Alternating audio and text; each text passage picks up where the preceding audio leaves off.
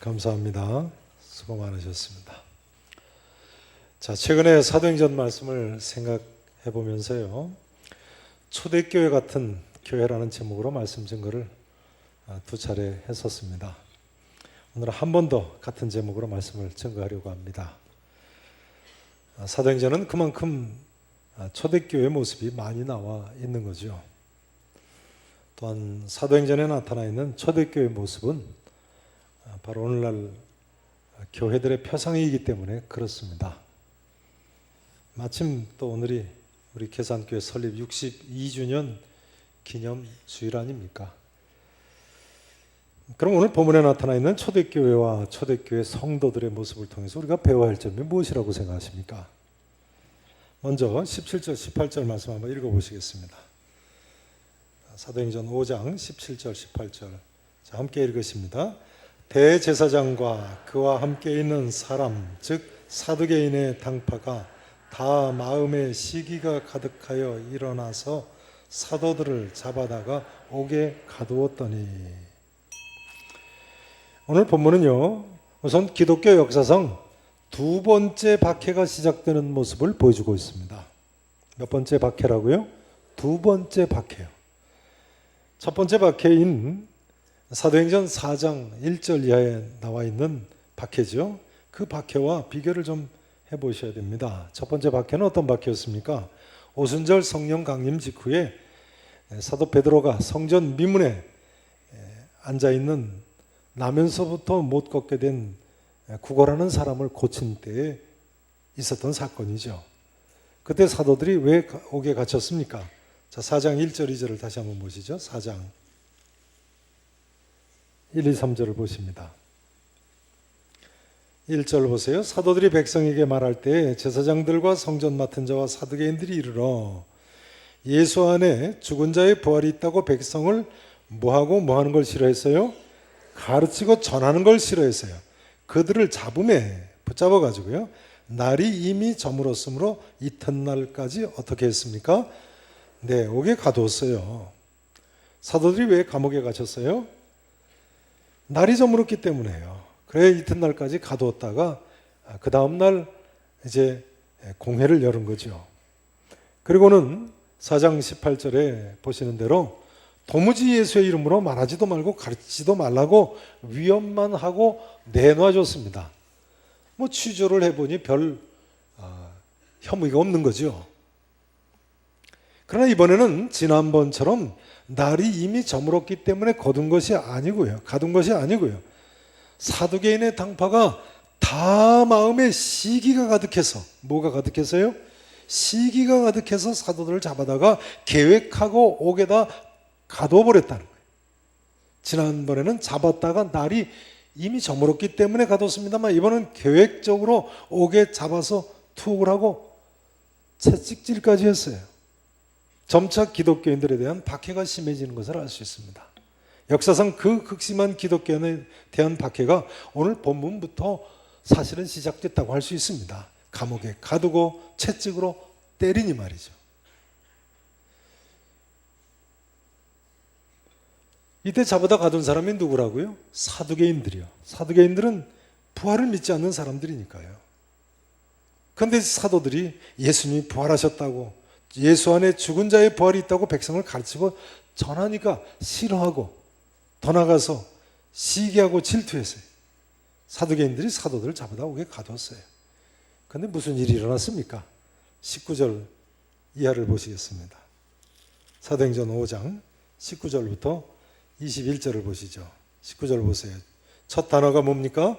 주의 사자가, 천사가 말이죠, 밤에 옥문을 열고, 그 다음 단어가 뭐예요? 사도들을 끌어냈어요. 이르되 가서 성전에 서서, 예루살렘 성전에 서서 이 생명의 말씀을 다 백성에게 말하라 하매. 자, 같이 읽으시죠. 그들이 듣고 새벽에 성전에 들어가서 가르치더니 대제사장과 그와 함께 있는 사람들이 와서 공회와 이스라엘 족속의 원로들을 다 모으고 사람을 옥에 보내어 사도들을 잡아오라 하니. 근데 밤에 무슨 일이 일어났어요? 천사가 나타나서 옥문 열고 사도들을 끌어냈다는 거예요. 그리고는 가서 성전에 서서 예루살렘 성전에서 서서 이 생명의 말씀을 다 백성에게 말하라고 했다는 겁니다. 믿어지십니까? 밤에 천사가 나타나서 옥문을 열고 옥에 갇힌 사도들을 끌어냈다. 이럴 수 있다고 믿으십니까? 믿으실 수 있으세요? 네, 서양 사람들은요, 천사는 실제한다고 믿지만 귀신은 잘 믿지 않습니다. 그런데 반면에 우리나라 사람들은 이상하게도 귀신의 실제는 잘 믿어요. 천사는 잘 안 믿습니다. 문화적인 차이인 것 같습니다. 아무튼 천사가 나타나서 옥문을 열고 끌어내고 가서 성전에 서서 이 생명의 말씀을 다 백성에게 말하라고 하니까요, 초대교회 사도들이 어떻게 했습니까? 그 다음 21절 전반부를 보시면요, 그들이 듣고, 그 다음 단어가 뭐죠? 그 다음 단어가 뭐예요? 새벽부터 성전에 들어가서 가르쳤다는 거예요. 새벽부터 예루살렘 성전에 들어갔어요. 예수님을 십자가에 못 박아 죽인 대제사장 가야바와 안나스 같은 사람들이 도무지 예수의 이름으로 말하지도 말고 가르치지도 말라고 위협을 했음에도 불구하고 사도들이 이번에는 오히려 새벽부터 예루살렘 성전에 들어가서 가르쳤다는 거예요. 죽기를 각오하고 가르치고 전한 모습입니다. 여러분, 초대교회 성도들은 예수 그리스도를 위해서 어떤 삶을 살았어요? 첫 번째로 분명하게 말씀드릴 수 있는 사실은요, 고난을 두려워하지 않는 삶을 살았다. 고난을 따라서 하실까요? 고난을 두려워하지 않는 삶. 고난을 두려워하지 않는 삶. 27절부터도 보세요. 27절 보세요. 그들을 끌어다가 공회 앞에 세우니, 사도들을 끌어다 공회 앞에 세웠어요. 대제사장이 물어 이르되 우리가 이 이름으로 사람을 가르치지 말라고 엄금하였으되, 첫 번째 박해 때 말하지도 말고 가르치지도 말라고 그랬잖아요. 엄금하였으되 너희가 너희 가르침을 예루살렘에 가득하게 하니 이 사람의 피를 우리에게로 돌리고자 하미로다. 베드로와 사도들이 대답하여 이르되, 뭐라고 대답했어요? 자, 같이 읽으십니다. 시작. 사람보다 하나님께 순종하는 것이 마땅하니라. 따라서 하시죠. 사람보다 하나님께 순종하는 것이 마땅하니라. 그러니 생명 걸고 지금 예수님 십자가 못 박아 죽인 대제사장 앞에서 따지는 거예요. 우리가 너희 말 듣지 않겠다. 그 다음 보세요. 심지어 뭐라고 외칩니까? 너희가 나무에 달아 죽인 예수를 우리 조상의 하나님이 살리셨도다. 누가 나무에 달아 죽였다고요? 대제사장한테 하는 이야기예요. 순교를 각오하고 외치는 거예요. 보세요. 이스라엘에게 회개함과 죄사함을 주시려고 그를 오른손으로 높이사 임금과 구주로 삼으셨느니라. 우리는 이 일에 뭐라고요? 증인이라고요. 우리가 두 눈으로 똑똑히 봤다고요. 하나님이 자기에게 순종하는 사람들에게 주신 성령도 그러하니라 하더라. 자, 이렇게 되니까 대제사장과 사두개인들이 예수님뿐만 아니라 사도들까지도 죽이려고 하겠죠. 그 다음 33절 보세요. 그들이 듣고 크게 뭐 했어요? 노해가지고요, 사도들을 어떻게 하고자 했다고요? 없애버리려고 했어요. 예수님도 십자가에 못 박아 죽인 사람들인데 간단히 죽이려고 들었어요. 이제 그 이하의 내용은, 그 직후의 내용은 그런 내용이죠. 죽이려고 했지만 바리새인 중에 가말리엘이라는 유명한 분을 쓰셔가지고 하나님이 사도들을 변호하게 하시네요. 왜 바리새인 가말리엘이 사도들을 변호했는가요? 바리새인들은요, 사두개인들과 달리 부활을 믿는 사람들이었거든요. 그러니까 예수님의 부활에 대해서 증언하고 예수 안에 있는 죽은 자의 부활이 있다고 하는 사도들에 대해서 좀 더 열린 마음인 거죠. 아무튼 이렇게 돼서 사도들은 40절에 보시면 채찍만 맞고 풀려나게 됐습니다. 이제 40절, 41절을 같이 보십니다. 자, 함께 읽으십니다. 그들이 옳게 여겨 사도들을 불러들여 채찍질하며 예수의 이름으로 말하는 것을 금하고 놓으니 사도들은 그 이름을 위하여 능력받는 일에 합당한 자로 떠나니라. 아멘. 초대교회 성도들은 예수 그리스도를 위해 고난을 두려워하지 않는 삶을 산 모습을 보여주고 있습니다. 여기 보시는 대로 채찍질을 맞았다고 나와 있는데요. 당시 유대인들은 공회에서 채찍질을 하죠. 그 공회에서 채찍질을 맞았다 하면 그건 40의 하나 감한 매를 맞았다는 그런 뜻입니다. 소가죽으로 만든 채찍으로 죄인을 벌거벗겨 놓고 때리는데요. 40대를 때리면 죽기 때문에 40의 하나 감한 매 39대를 쳤다고 합니다. 초대교회 성도들이 이 매를 얼마나 많이 맞았는지요. 고린도전서 11장 24절에 보면 사도 바울은 이 40의 하나 감한 매를 몇 번이나 맞았습니까? 몇 번이나 맞았어요? 5번씩이나 맞았어요. 5번, 적어도 채찍 맞는 것만으로도 5번 죽을 뻔한 거죠. 역사상 그 유명한 40의 하나 감한 매를 지금 초대교회 사도들이 맞기 시작한 거예요. 여러분, 예수 믿는 사람들은요, 예수님 때문에 고난받을 각오를 해야 됩니다. 예수님 때문에 뭐 받을 각오를 해야 된다고요? 고난받을 각오를 해야 돼요. 산상수훈에는 심령이 가난한 자는 복이 있나니 천국이 그들의 것이며 하는 귀절만 있는 것이 아니고요. 의를 위하여 박해를 받은 자는 복이 있나니 천국이 저희 것임이라는 말씀도 있습니다. 자기를 부인하고 날마다 제 십자가를 지고 나를 따를 것이니라. 예수님께서 그렇게까지도 말씀하지 않으셨습니까? 사도 바울도 고린도전서 15장 31절에서 형제들아 나는 날마다 죽노라 했습니다. 나는 날마다 죽노라. 요즘 여름 성경 학교를 하시느라고 교회학교 선생님들 수고가 많으십니다만, 또 농촌 봉사활동 하느라고 우리 청년들이 수고가 많습니다만, 우리가 예수님 때문에 고난을 감당하려고 할 때 하나님께서 기뻐하실 줄로 믿습니다. 성도 여러분 아시죠? 그 이름을 위하여, 예수 이름을 위하여 고생하며 살만한 충분한 가치가 있습니다. 심지어 그 이름을 위하여는 희생하고 죽을 가치도 있습니다. 여러분, 그렇게 생각하세요? 로마의 유명한 역사가 유세비우스는요, 교회사를 써서 유명한 분인데요, 주 260년에서 340년까지 살았던 분입니다. 80세 정도 사셨네요. 이 유세비우스는 기독교 역사상 최초의 교회 역사가인데요, 자기가 감독으로 있던 가이사랴 교회 교인들에게 예수를 잘 믿으라고 하는 정도가 아니고요, 순교하라고 끊임없이 권면하고 가르쳤다고 합니다. 순교하라고, 순교하라고. 물론 당시는 박해 시대니까요, 예수님을 배반하지 말고 믿음 지키면서 살라는 이야기인 거죠. 이 유세비우스가 그 뒤에 어떻게 됐을까요? 유세비우스는 이후에 로마 황제 콘스탄틴이 기독교로 개종을 하고 주 313년에 기독교를 공인하는 것을 목격하게 됩니다. 그리고 후에 콘스탄틴 황제의 친구가 됐는데요, 그 황제가 친구니까 자주 만찬을 초청을 해서 함께 식사를 했다는 거예요.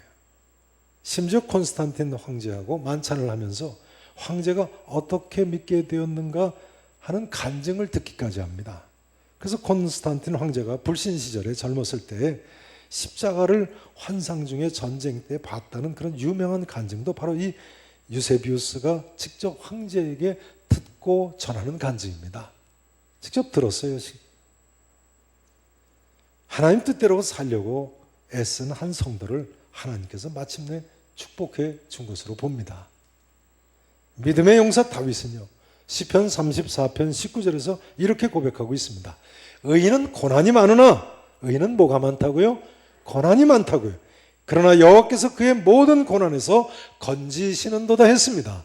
믿으실 수 있기를 축원합니다. 사실 요즘 한국 교회 성도들은 고난 운운하기에는 좀 그렇습니다. 왜냐하면 아직도 해마다 전 세계에 걸쳐서 순교하는 예수 믿는 사람 수가 얼마나 될 것 같습니까? 16만 명 정도나 된다니까요. 해마다. 대부분 이슬람 지역에서 핍박 때문에 그렇죠. 전 세계에 어떤 형태로든 종교의 자유를 제한하고 있는 나라가 70여 개국이나 된답니다. 또 전 세계 사람 중에 완전한 종교의 자유를 누리고 있는 비율은 단지 10%밖에 안 된다고. 그러니까 우리가 10명 중에 1명 안에 누릴 수 있는 그 자유를 마음껏 누리고 있는 기독교인에 포함되어 있는 겁니다. 그러니 우리가 무슨 예수 믿어 고난을 운하겠습니까? 이 시간 성도 여러분, 내게 무슨 어려움이 있든 간에 아멘하며 순종하며 사실 수 있기를 진심으로 축원합니다. 자, 좌우에 계신 분들 이렇게 인사 나누세요. 아멘하며 삽시다. 네.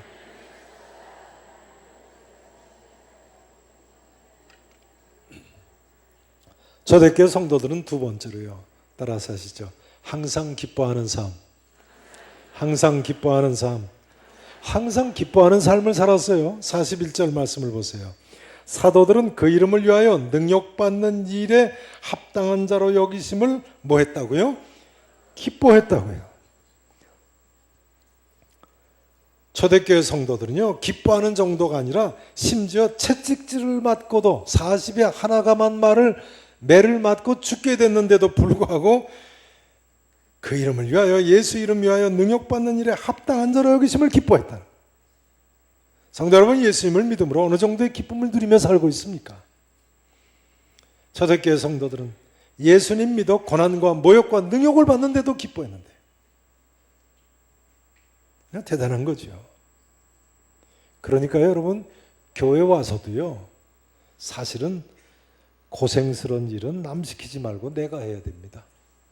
고생스러운 일, 자, 내가 해야 됩니까? 내 옆에 사람이 해야 됩니까? 앞으로 교회에서 온갖 힘든 일은 내가 먼저 나서서 하세요.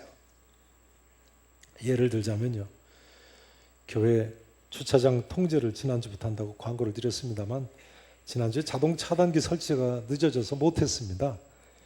지난 주말에나 자동 차단기가 설치가 됐죠.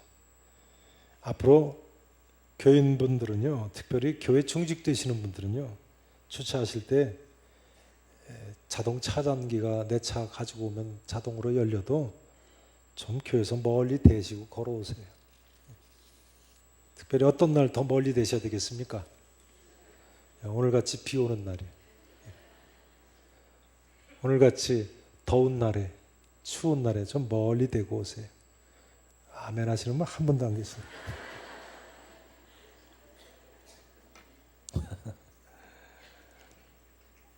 이제 초대교회 그런 큰 고난 가운데 있던 사도 베드로의 말을 좀 들어보셔야 됩니다. 베드로전서 1장 6절 말씀을 보십니다. 신약성경 377페이지입니다.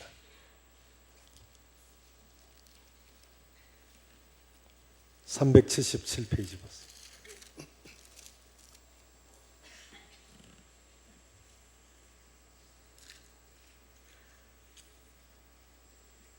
베드로전서 1장 6절을 보세요.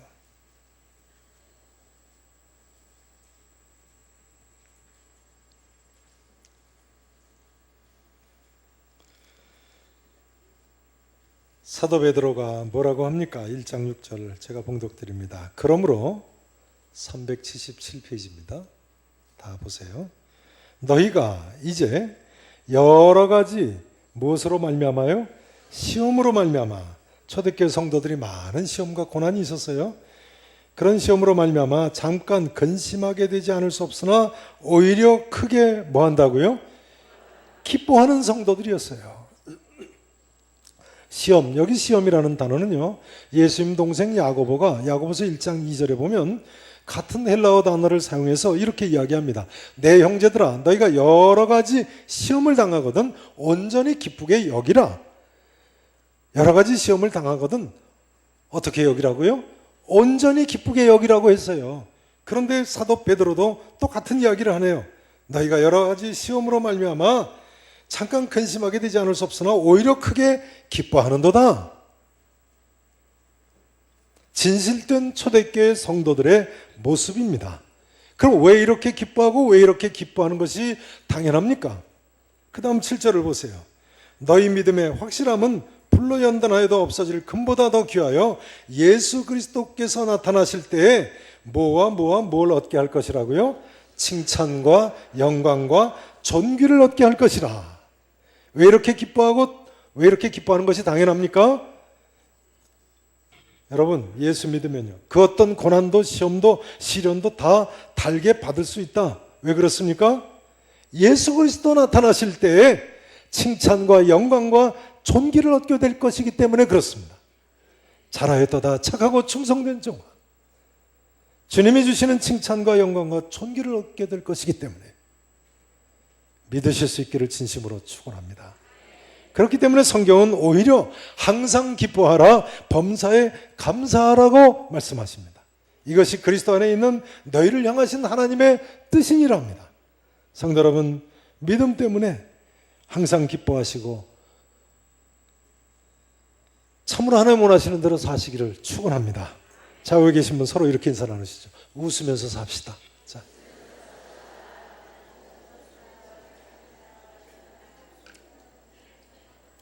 되셨습니다. 자, 이제 초대교회 성도들은요, 세 번째로 따라서 하실까요? 예수님은 그리스도라고 가르치고 전도하는 삶. 예수님은 그리스도라고 가르치고 전도하는 삶을 살았어요. 42절 말씀을 보시죠. 본문 42절 말씀. 자, 마지막 절 함께 읽으십니다. 시작. 그들이 날마다 성전에 있든지 집에 있든지 예수는 그리스도라고 가르치기와 전도하기를 그치지 아니하니라. 아멘. 초대교회 성도들은요, 예수님은 그리스도라고 뭐하기와 뭐하기를 그치지 않았다고요? 가르치기와 전도하기를요. 애초에 사도행전 4장 2절 3절에 보신 대로요, 초대교회 성도들이 왜 핍박을 받았습니까? 예수 안에 죽은 자의 부활이 있다고 백성을 가르치고 전했어요. 그러다 보니까 공회가 열리고 도무지 예수의 이름으로 말하지도 말고 가르치지도 말라 협박을 받지 않았습니까? 가르치지 말라고요. 그런데도 불구하고 초대교회 성도들은 본문 21절에 보신 대로요, 새벽부터 예루살렘 성전에 들어가서 가르쳤어요. 심지어 채찍질을 받으면서조차도 날마다 성전에 있든지 집에 있든지 예수는 그리스도시라고 가르치기와 전도하기를 그치지 않았다는 거예요. 여러분, 요즘 우리가 여름 선교학교나 수련회나 농활 단기 선교를 왜 합니까? 왜 해요? 예수님을 그리스도라고, 구세주시라고, 예수님이 우리를 구원해 주셨다고, 예수님께만 소망이 있다고 가르치기와 전도하기 위해서 하는 것입니다. 초대교회 성도들처럼요, 우리가 날마다 초대교회 성도들처럼 교회에 있든지 집에 있든지 어디에 있든지 예수님은 그리스도라고 가르치기와 전도하기를 쉬지 않고 해야 되겠습니다. 따라서 하시죠. 자, 저하고 따라서 하십니다. 가르치며 전도하며 삽시다. 가르치며 전도하며 삽시다. 지난달, 이달 첫 주일 오후 예배 시간에 청년연회 헌신 예배 시간에 필리핀의 권영수 선교사님이 강사로 오셨다고 하셨죠. 우리 청년들이 큰 은혜를 받고 도전을 받고 올해 단기 선교와 농활 파송식을 갖고 이제 떠나고 있는데요. 권영수 선교사님은 제 신학교 동기입니다만 한국 선교사님들 중에 처음으로 필리핀 산족 선교에 헌신한 대단한 선교사님입니다. 2004년에 필리핀의 산족들을 위한 킹스 대학을 세운 분이죠. 권영수 선교사님이 2009년에 저희 교회 금요철에 한번 오신 적이 있으셨는데 이번에 이제 두 번째로 오신 거죠. 근데 그때 권 선교사님이 필리핀에 대학을 세우는 데 필요하다고 자서전을 하나 그때 쓰셨다고, 선교하다 죽으리라 라는 자서전을 썼는데 아직 시중에 나오지 않은 책이니까 금요철야 후에 좀 팔았으면 좋겠다고 그러시더라고요. 대학 세우는 데 필요하다고. 그래서 금요철야 직전에 같이 오신 장로님이 계셔가지고 책이 몇 권이냐고, 몇 권을 가져오셨냐고 여쭤보니까 400권을 가져왔다고 그러세요. 꼭 400권을 가져왔다고. 몇 권 가져왔다고요? 400권이요. 근데 제가 생각해 보니까요, 몇 교회에서 저희 교회는 그렇게 그 책 같은 걸 팔지 않거든요. 책을 파는 것도 덕이 되지 않을 수도 있고, 아무리 좋은 취지라도 또 한 권에 10,000원씩 한다는데 금요 철야 시간에 기도하시러 교회 오시는데 별안간 돈이 없으실 수도 있지 않겠습니까? 근데 당시 저희 교회에 해외 선교를 위해서 특별 지명금을 무기명으로 하시는 분이 계셔가지고요, 그 전주까지 꼭 400여만 원이 적립된 돈이 있었어요. 그러니까 400권을 꼭 400권을 살 수 있는 돈이죠. 그 500권을 가져왔어도 이제 부족할 뻔한 거예요. 그 광고 시간에 금요 철야 오신 분들한테 제가 광고를 드렸습니다. 교회에서 책을 일괄 구입을 하겠습니다. 그러니까 오늘 철야기도 오신 분들은 책을 그냥 선물로 받아가지고 가시면 되겠다고. 혹시 그러나 마음에 허락하시는 분이 계시면 오는 주일에 필리핀 대학 건립을 위해서 특별 지명헌금을 해주시면 선교사님께 400만 원 이외에 추가로 보내드리도록 하겠다고 그렇게 광고를 드렸습니다. 기억나시는가요? 아니, 교회에서 책 선물 받으시고도 기억 못하시면 안 되는데. 근데 그날 어떻게 됐는지 아십니까? 책을 나눠드리다가 이거 혹시 부족하면 어떡하나 걱정이 되는 거예요. 그때 철야, 금요 철야 한 400명 정도 안팎으로들 이렇게 참석하실 텐데요. 나눠드리다 늦게 나오시는 분 못 받으시면 어떡합니까? 근데 1층 현관에서 책을 나눠드리다 보니까 책이 꼭 한 권이 남았어요. 그래서 그 한 권은 저희 도서관에 비치할 수 있게 됐습니다. 별로 잘 안 놀라시네요. 만일 그 한 권이 없었으면 그날 못 받으신 분들은 도서관에서도 못 읽으시니까 아직 시중에 출판되기 전이니까 기다리셔야만 됐을 거예요. 사실은 저도요, 권성교사님 그날 이 강단에서 저한테 특별히 한 권을 기증한다고 이렇게 여기다 놓고 가셨어요. 그 책이 없으면 저도 읽을 책이 없을 뻔했어요. 정확하게 399권이 나갔으니까요. 기가 막히죠. 여러분, 주님 일을 하다 보면요, 이렇게 하나님께서 살아 역사하시는 것이 분명하신 경우가 있습니다. 저는 이번에 그 권성교사님이 그때 2009년 금요 철야 시간에 오셨을 때 산족 선교를 하면서 있었던 간증을 하신 말씀이 다시 기억이 났습니다. 그 자서전 선교하다 죽으리라는 책에도 나오는 내용이죠. 이런 이야기입니다. 필리핀의 해발 1000m가 넘는 높은 산 속에서 선교를 다니다 보니까 어느 날 길을 잃어버렸다는 거예요. 근데 필리핀 날씨가 너무 더워가지고요, 길을 잃고 헤매다 보니까 거의 정신이 이제 혼미해졌다는 거예요. 정신이 혼미해지면서 이제 죽는구나, 그런 생각이 들면서 그냥 눈물을 막 펑펑 쏟는데, 그 표현을 그대로 빌리자면 그랬습니다. 아이고 오메 나 이제 죽네. 한국에 계신 어머니 생각이 나더라는 거예요. 아이고 오메 나 이제 죽네 하면서 정신이 혼미에 들어가는데, 그 막 쏟아지는 눈물이 흘러가지고 입속으로 들어가는데 벼랑간 목이 타는 것이 가시면서 정신이 들더라는 거예요. 그래서 산 아래로 뭉쳐 내려가서 살 수 있었다고 간증을 하신 기억이 있습니다. 기억나시는가요? 하나님이 살려주신 거죠. 마침내 그 선교사님이 그 간증을 자서전에 내고 필리핀의 산족들을 위한 대학을 세우게 됐는데요. 그 킹스 칼리자라는 대학이 한국 선교사님들이 세운 전 세계 대학 중에 가장 학생 수가 많은 대학이 됐다고 이번에 간증하시지 않으십니까? 대학생 수가 몇 명이나 된다고요? 5,100명이나 된다고. 네, 역시 잘 안 놀라시는 것 같아요. 네. 대학 세우셔서 5,100명의 학생. 이번에 오셨을 때 산족 선교 이야기를 쓴 그 자서전을 팔고 그 책이 나오니까 KBS에서 와서 간증을 하라고 해서 KBS에서 간증을 하니까 사람들이 헌금을 하게 돼서 그 대학을 마침내 세웠다고 말씀하시지 않습니까? 여러분, 하나님 뜻대로 예수님 가르치고 전하시면 하나님께서 분명히 도와주세요. 믿으십니까? 이제 이 질문으로 오늘 말씀 전을 마치기를 원합니다. 성도 여러분, 오늘날까지 예수 그리스도를 위해서 무엇을 하셨습니까? 어떤 고난을 받으셨습니까? 중요한 점은 그럼에도 불구하고 항상 기뻐하며 살고 계십니까?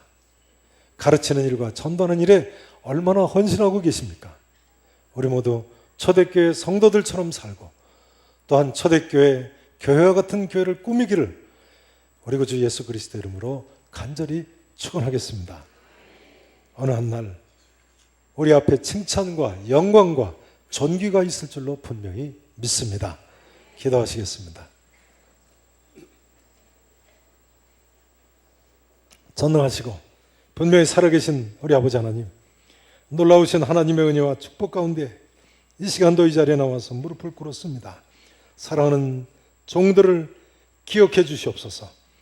참으로 우리에게 이런 신앙의 자유를 허락하셨는데 마음껏 감사하며 마음껏 즐거움으로 헌신하고 마음껏 내가 만난 예수 그리스도 이 복음의 기쁜 소식을 전하고 또 전하고 또 전하는 하나님의 종들이 되게 해 주시옵소서. 감사하고 살아계신 예수 그리스도 이름으로 간절히 기도합나이다. 아멘.